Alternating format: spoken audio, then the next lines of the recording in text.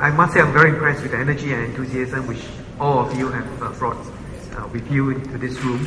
There's been a very animated set of discussions, and I really enjoyed it. And instead of joining one table, I decided to go around and to basically eavesdrop on a different conversation, and it has been, for me, a very enriching experience. And I think what I really like about it is also the openness with which you came, the open-mindedness with which you came. Because I think many of you really do not know what to expect. This is a citizens' dialogue. Is it going to be real? Is it a wayang? Or is this? Are we going to come to you? We say, okay, these are the things that you must know, and therefore that's that. And also, some of you may come in the morning, maybe even a little cynical that really what is this about? But I do thank you for at least the confidence to step in and to join us. And I think it's been, to me, I hope I sense a very strong degree of engagement. People are very engaged in thinking about Singapore and thinking about our country, our people, our future. Now, several people have asked me, why is it that we've kept this Singapore conversation so open-ended? Because it's almost like anyone can talk about anything, and are we therefore going anywhere? Those are very fair questions. And the reason why we have decided to keep it open, exploratory, is that I would like to,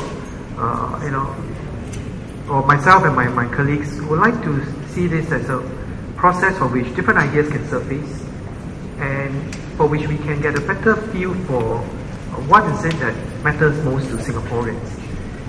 And at the same time, it's also a process for us to have Singaporeans talk among ourselves. So there's a great opportunity to speak up, but more importantly, to hear each other. I think Jack started the morning by saying, we've got African example and whether we are here. And very often we may be listening to somebody, but actually we don't quite hear what the person may be really saying. So I think it's a great opportunity for us to hear each other, to hear what others have to say.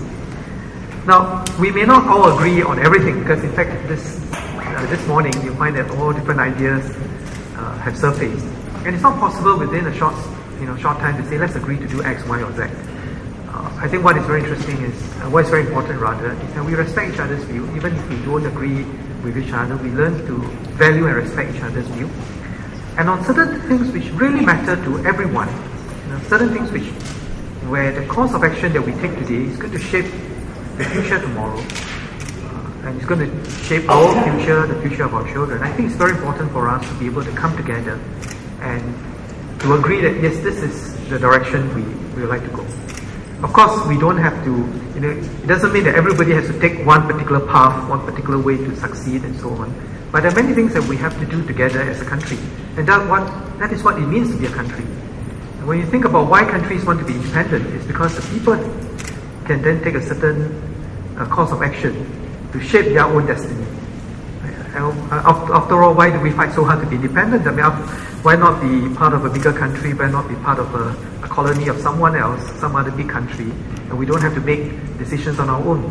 So it is when people together, we as a people can come together and say, we are citizens of this country, we want to make this a place, as some of you put it, a place that we are proud to live in, a place that we love to live in, a place where we love to raise our kids. Then I think, we are onto something. Now let me share some observations about your headlines.